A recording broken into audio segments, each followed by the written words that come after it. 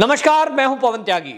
हमारे देश के बॉर्डरों की सुरक्षा बीएसएफ करती है। ये बीएसएफ केंद्रीय अर्धसैनिक बल में आता है और अर्धसैनिक बल को केंद्र सरकार ने एक आदेश के बाद ये अधिकार दे दिया है कि वो कुछ राज्यों में, जो पाकिस्तान और बांग्लादेश से सीमा जिन राज्यों की लगती है, उस बॉर्डर एरिया में 50 किलोमीटर अंदर तक वो चेकिंग कर सकती है, किसी की तलाशी ले सकती है, यहाँ तक कि ड्रग माफिया और घुसपैठियों पर गिरफ्तारी भी कर सकती है, जिसके लिए उसको कोई वारंट लेने की जरूरत नहीं है। बीएसएफ का सबसे निचले स्तर का रैंक का अधिकारी उस आदेश को दे सकता है, जो कि पहले नहीं था। और ये आपको बताएं, कुछ राज्यों में तो बाकायदा इसको सीमा उसकी रखी नहीं है, पूरे राज्य में वो तलाशी ले सकते हैं, जिसमें पूर्वोत्तर के राज्य हैं और लद्दाख का एरिया है, क्योंकि वहाँ ये देखा गया है कि वहाँ की जो भौगोलिक परिस्थिति है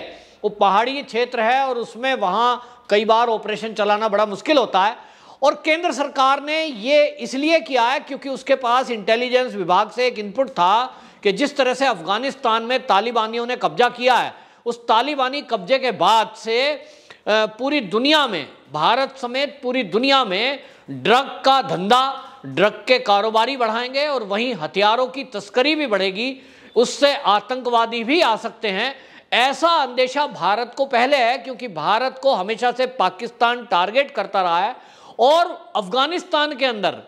पाकिस्तान ने इनडायरेक्ट रूप में कब्जा किया हुआ है और तालिबानी जो आतंकवादी हैं उनके अंदर भी उसका घुसपैठ है। यानी जो पाकिस्तान में पलने वाले आतंकवादी हैं और उसके आईएसआई के एजेंट हैं, वो कहीं ना कहीं तालिबानियों में शामिल हो गए हैं। और ये माना जा रहा है कि वो भारत के विरुद्ध नशे का कारोबार, हथियारों की तस्करी और आतंकवाद को बढ़ावा देने के लिए सीमा पार करके भारत में आ सकते हैं। इसके बाद ये सरकार ने कदम उठाया, बीएसएफ को जिन राज्यों में पहले जो 3 राज्य ऐसे थे, पंजाब और पश्चिम बंगाल और असम, इनमें 15 किलोमीटर बॉर्डर से अंदर तक बीएसएफ पहले चेकिंग, गिरफ्तारी और ये जो है सारा कुछ कर सकती थी, सर्च कर सकती थी। अब उसको 15 से बढ़ाकर 50 करने की जरूरत महसूस की गई, क्योंकि ये देखने में आया पिछले काफ़ी दिनों में पंजाब में ख़ास तौर पर कि जिस तरह से ड्रोन के जरिए जो ड्रग के तस्कर थे, हथियारों के तस्कर थे, आतंकवादी थे, वो ड्रोन के जरिए हथियार और ड्रग का सामान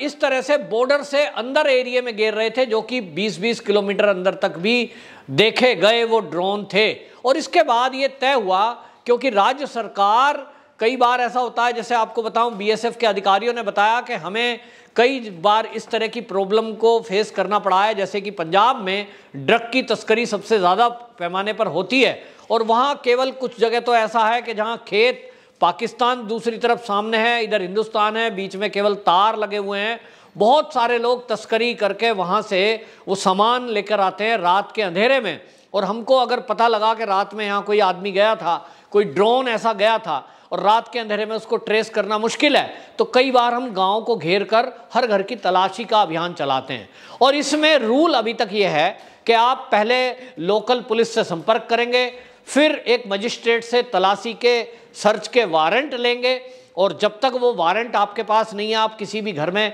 तलाशी नहीं कर सकते। ये हमारे देश का कानून भी है और उस कानून के तहत बीएसएफ कहीं ना कहीं बंधा रह जाता था। और जब तक वो लोकल पुलिस को बुलाएंगे, जब तक वो मजिस्ट्रेट से सर्च वारंट लाएंगे, इतनी देर में वो ड्रग के या हथियारों के तस्कर कहीं के कहीं पहुंच जाते थे, जिससे बीएसएफ कई बार बदनाम हुई है। पश्चिम बंगाल की अगर बात करें तो ममता बनर्जी जिस तरह से वहाँ घुसपैठियों के बारे में हमेशा बीएसएफ कई सवाल उठाती रही, उसने इतना तक कह दिया कि अमित शाह इसके लिए जिम्मेदार हैं, जो हमारे देश में बांग्लादेशी और रोहिंग्या घुसपैठिया आए हुए हैं। बीएसएफ तो अमित शाह के अंडर है, तो अमित शाह इस बारे में जवाब दे। और जब अमित शाह इस बारे में विचार करके केंद्रीय जांच एजेंसियों से पूरी मंत्रणा करके ये विचार बनाते हैं, क्योंकि पश्चिम बंगाल की पुलिस घुसपैठियों पर, गो तस्करों पर, ड्रग माफियाओं पर, यहाँ तक कि हथियारों के तस्करों पर कोई कार्रवाई कर नहीं रही है, उनसे मिली हुई है। जैसा कि वहाँ विपक्ष के जो नेता हैं, शुभेंदु अधिकारी, पश्चिम बंगाल में विपक्ष के नेता हैं, उन्होंने कहा कि ये कानून इसलिए लाना जरूरी था, जिसका मैं स्वागत करता हूं कि यहाँ जो लोकल पुलिस है, पश्चिम बंगाल की पुलिस, वो तो ड्रग माफियाओं से मिली हुई है, गो तस्करों से मिली हुई है। 5-5 हजार रुपए में पुलिस बाकायदा घुसपैठियों को अंदर घुसा देती है, और फिर वहाँ जो पूरे षड्यंत्रकारी हैं वो उनके फर्जी दस्तावेज बना देते हैं, और इसके बाद ये जो घुसपैठिए हैं ये पूरे देश में फैल जाते हैं, और सबसे बड़ा ये लॉ एंड ऑर्डर के लिए एक चुनौती बनते हैं, क्योंकि ये फर्जी आईडी से काम कर रहे हैं, अपराध करने के बाद भी ये बच निकलते हैं। अब जैसे में ममता बनर्जी अमित शाह पर सवाल उठा रही थी, बीएसएफ के जरिए अमित शाह को घेर रही थी, तो अमित शाह ने विचार किया और ये तय हुआ कि कम से कम इन राज्यों में जहां घुसपैठ ज़्यादा है, जहां आतंकवाद ज़्यादा है, या जहां से आतंकवादी घुसपैठ करने की उम्मीद है, उन राज्यों में बीएसएफ को ज़्यादा अधिकार दिए जाएं। जिन आपको ये भी एक और बात बीच में बताता चलूं कि इसी तरह कुछ ऐसे एरिए हैं जो समुद्र से लगते हैं, जैसे कि गुजरात का एरिया है, महाराष्ट्र का एरिया है, वहाँ समुद्र है, हमारा समुद्री सीमाएं लगती हैं पड़ोसी मुल्कों से, वहाँ ये अधिकार जो दिए गए हैं ये नेवी को दिए हैं, क्योंकि वहाँ नेवी सुरक्षा प्रणाली उनकी है और वहाँ सुरक्षा करते हैं। तो आप ये देखिए कि जहाँ बीजेपी का शासन है जिन राज्यों में, उनके मुख्यमंत्रियों ने बाकायदा इसका स्वागत किया है। और गुजरात तो ऐसा राज्य है जहाँ पहले से ही 60 किलोमीटर था, अब उसको 50 किया है घटाकर, तो किसी को ऑब्जेक्शन क्यों होगा भाई? पुलिस का काम अगर बीएसएफ करेगी, क्योंकि ये तलाशी लेने का काम, लोकल अपराधियों को पकड़ने का काम, घुसपैठियों को पकड़कर जेल में डालने का काम, जो कोई बिना पासपोर्ट वीजे के हमारे देश में घुसपैठ करके आया है पासपोर्ट अधिनियम के तहत, ये तो पुलिस का काम है कि गांव का लोकल व्यक्ति यदि उनको जानकारी दे रहा है कि हमारे गांव में कोई अनजान आदमी आया है, तो लोकल पुलिस उसकी जांच करे, और अगर उसके पास पासपोर्ट नहीं है, बिना पासपोर्ट कोई विदेशी घुसपैठ करके आया है, उसको जेल में डाले। लेकिन हमने देखा कि ना तो पंजाब से कोई जेल में गया है, पश्चिम बंगाल का तो उदाहरण ही छोड़ दो कि वहाँ तो कोई घुसपैठियों के बजाय घुसपैठियों को पकड़ने के लिए जब सीए लागू किया गया, केंद्र सरकार ने लागू किया, तो ममता बनर्जी उसी के विरोध में खड़ी हो गई कि सीए मेरे स्टेट में मैं लागू ही नहीं होने दूंगी। इसी तरह समुद्री सीमा का मैंने जिक्र किया, तो महाराष्ट्र है जहां समुद्री सीमा लगती है, उन्होंने कह दिया सीए हम लागू ही नहीं करेंगे। तो इसका मतलब समुद्र के रास्ते यदि कोई घुसपैठ करेगा और कल को लोकल पुलिस को ये जानकारी दी जाएगी कि फला फला आदमी घुसपैठ करके आया है, पासपोर्ट चेक करो, वो तो करेंगे ही नहीं, क्योंकि वहां उस राज्य में वहां की सरकार तो चाहती ही नहीं है। इसी तरह केरल में, केरल की सीमा लगती है, केरल ने मना कर दिया हम सीए लागू नहीं करेंगे। इसका मतलब ये हुआ कि कोई भी देश का घुसपैठिया भारत में बिना पासपोर्ट बिना वीजा घुसपैठ करेगा, और हमारे देश के ये राजनीतिक दल, चाहे उसमें टीएमसी हो, चाहे उसमें कांग्रेसी हो, चाहे उसमें वामपंथी दल हो, ये उसके सपोर्ट में खड़े हो जाएंगे। तो एक तरह से सीधा सीधा ये हुआ इसका मतलब कि हमारे देश का जो विपक्षी दल है वो घुसपैठियों के साथ खुलकर खड़ा है, वो ड्रग तस्करों के साथ खुलकर खड़ा है,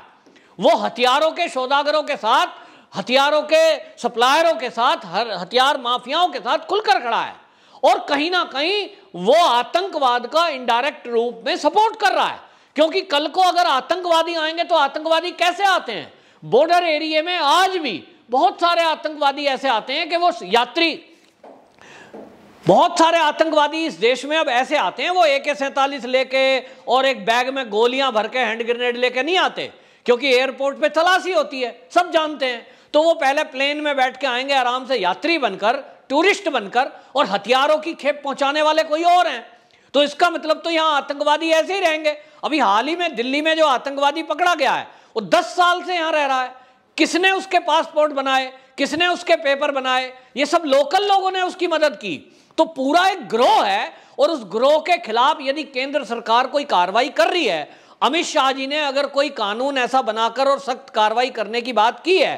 तब ये उसके विरोध में जो चन्नी जैसे लोग उतर रहे हैं, ये खुलकर कह रहे हैं साहब ये तो संघीय ढांचे पर हमला है। समझ में नहीं आता संघीय ढांचे पर हमला कैसे है भाई? आपकी पुलिस कुछ कर नहीं रही जिसको करना है, और पुलिस का काम अब बीएसएफ को करना है, तो बीएसएफ का काम बढ़ा है ना, आपको सिरदर्दी क्यों है? चन्नी जी कह रहे हैं साहब पुलिस कह रही है ये हमारा अपमान है, हम पे विश्वास नहीं कर रहे। अरे भैया तुम्हारे ऊपर विश्वास किया तो है, बाकी जो पंजाब है तुम वहां का नशा मिटा दो, वहां आतंकवादी पकड़ो, वो आप करोगे नहीं। ममता बनर्जी बौखला रही है तो पश्चिम बंगाल में 50 किलोमीटर छोड़ के जो बाकी एरिया पड़ा है, आपकी पुलिस को कहो कि घुसपैठियों को वहां से पकड़े और पकड़ करके जेल में डाले,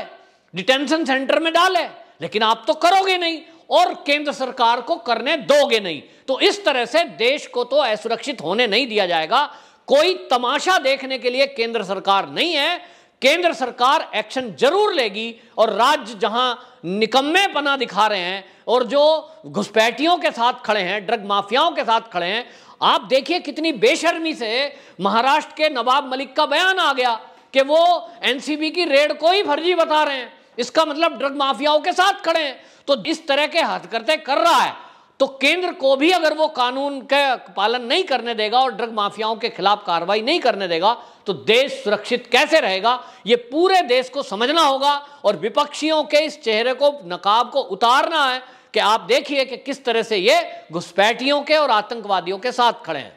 वंदे मातरम।